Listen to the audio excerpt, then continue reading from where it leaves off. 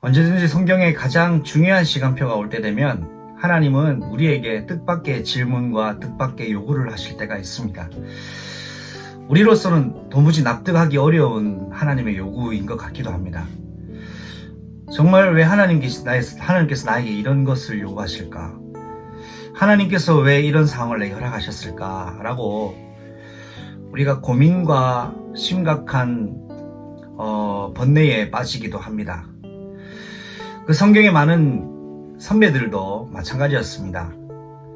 분명히 하나님이 축복을 주셨고 약속된 것에 의거한 축복 주셨는데도 불구하고 도무지 감당하기 어려운, 정말 하나님께서 요구하시는 그 의도가 무엇인지 마저 좀 의심이 되고 헷갈릴 때가 있습니다. 믿음의 선배들이 그런 삶을 살았습니다. 그런데 성경을 보니까 언제든지 그런 요구를 하나님이 하실 때는 그냥 심심해서 하나님이 하신 것은 절대로 아니었습니다. 그 사람에게 일생일대의 응답을 주시기 직전에 하나님은 무언가를 요구하셨습니다.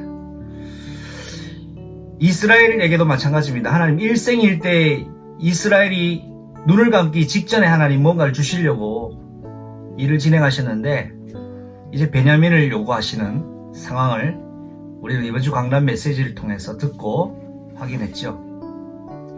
아브라함의 인생에 있어서도 아브라함에게 하나님은 크고 비밀한 응답을 주시기 직전에 그의 독생자 이삭을 단순히 바치라고 얘기하신 것이 아닙니다. 번제로 바치라고 이야기를 했습니다. 100년 만에 받은 응답이었습니다. 어쩌면 그 이삭을 주시는 약속 때문에 그의 인생 전체가 그 약속만 바라보고 달려갔다고 해도 과언이 아닐 만큼 가장 가치 있고 귀중한 것을 주실 때는 언제고 하나님이 도로 내놓으라고 하실 때 이때 아브라함의 마음과 심경이 어떻겠습니까? 그런데 우리 믿음의 선배, 우리 믿음의 아버지 아브라함은 분명히 옛사람이 아니었습니다. 하나님이 내어넣으라고 하셨을 때에 주님, 내가 여기 있습니다. 내가 모리아 산으로 가서 네 아들 독생자 이삭을 번제로 바치라 하는데 하나님께서 하시는 그 명령에 아브라함은 순종합니다. 오늘 이 아브라함의 시간표가 그의 교회의 시간표가 되기를 소망합니다. 오늘 말씀 제목은 하나님이 나에게 그것을 요구하실 때입니다. 여러분, 부자 청년이 예수님께 와서 어마무시한 질문을 합니다. 예수님, 어떻게 하면 제가 영생을 얻을 수 있습니까? 그런데 예수님의 답변은 한 가지였습니다.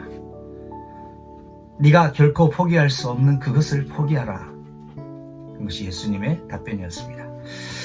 그렇습니다. 부자 청년은 영생을 추구하는 것 같아 보였습니다. 그러나 그는 궁극적으로 영생을 원하지 않았습니다. 영생을 얻기 위해 자기 기준에 충족만 했을 뿐 영생을 얻기 위한 하나님의 기준에는 전혀 충족시키지 못하는 삶을 살다가 예수님께 질문은 제대로 했습니다. 어떻게 하면 내가 영생을 얻을 수 있습니까? 예수님의 답변이 네가 영생을 얻으려면 하나님의 기준에 충족되어야 된다. 네가 가장 가치 있게 여기는 그 재물 다 내려놓고 포기해라. 근데 이 청년의 반응이 어떻습니까? 아멘, 예수님, 그렇게 하겠습니다. 오 할렐루야 라고 얘기하지 않습니다. 근심하며 예수님을 따라갑니다. 왜 그랬을까요? 그는 진정으로 영생을 원하지 않았기 때문입니다. 두 번째, 아브라함이 결코 포기할 수 없었던 그것이 있었습니다.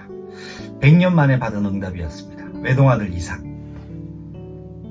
어느 날 하나님은 뜻밖의 아브라함을 부르셔서 요구합니다. 아브라함아, 아브라함아, 내 아들 독생자 이삭을 모리아산에 가서 번제로 바쳐라. 주실 때는 언제고 왜 바치라 하셨을까? 아마 그날 밤 아브라함은 밤새 잠을 못 이루었을 거라고 저는 확신합니다. 근데 아브라함이 옛날 아브라함이 아니에요.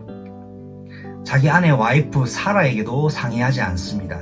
그 어떤 사람과도 상의하지 않습니다. 하나님과 독대합니다. 하나님 왜 이러십니까? 라고 질문도 안 했습니다. 물론 하나님이 이런 이야기를 하셨을 때 하나님이 그 의도가 있으실 것이다 라고 했지만 아브라함의 체질상, 성향상 결코 쉬운 결정이 아니었죠. 그는 밤을 지새우며 하나님께 질문하고 자신의 생각과 마음을 추스렸을 겁니다. 그런데 어디에 결정합니까? 하나님의 말씀 앞에 자신을 포기합니다. 왜요? 내 주권자는 내가 아니라 하나님이시다. 이삭은 내 아들이 아니라 하나님이 주신 기업이다. 하나님의 것이니 하나님이 달라 하실 때 드리는 거다. 여러분, 이때 사단이 무너지는 겁니다. 이삭을 하나님 앞에 내려놓은 이 아브라함에게 하나님은 인정하시죠. 창세기 22장 16절에 내가 이제야 네가 하나님을 경외하는 줄을 내가 아노라. 이 인생의 하나님의 최고의 극찬이 여러분의 인생의 극찬이 되기를 축복합니다. 마지막 세 번째, 야곱이 결코 포기할 수 없었던 그것이 있었습니다. 사랑하는 아내 라헬의 첫째 아들 요셉, 너무나 사랑했습니다. 그래서 하나님은 그 요셉을 세계복음화, 애국복음화, 강대국복음화를 위하여, 하나님의 약속 성취를 위하여 야곱에게서 분리를 시킵니다. 그 상실의 아픔은 결코 만만치 않았을 겁니다. 이제 남은 건 막내 아들 유일한 베냐민. 이제 이 베냐민마저 빼앗길 상황에 야곱은 모든 것이 송두리째 무너지는 것 같았습니다. 그런데 하나님은 야곱에게 진짜 말씀하고 질문하고 계신 것이 있었습니다. 뭐냐? 네가 요셉 빼앗기니까 마음 아프냐? 베냐민이 빼앗기니까 마음이 아프냐? 이게 아닙니다.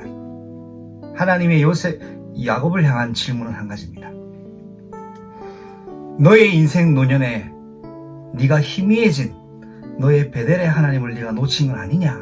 라고 하나님이 질문하신 것이죠. 여러분, 혹시 오늘 여러분은 두려워하고 있습니까? 불안해하고 있습니까? 상처에 머물러 있습니까?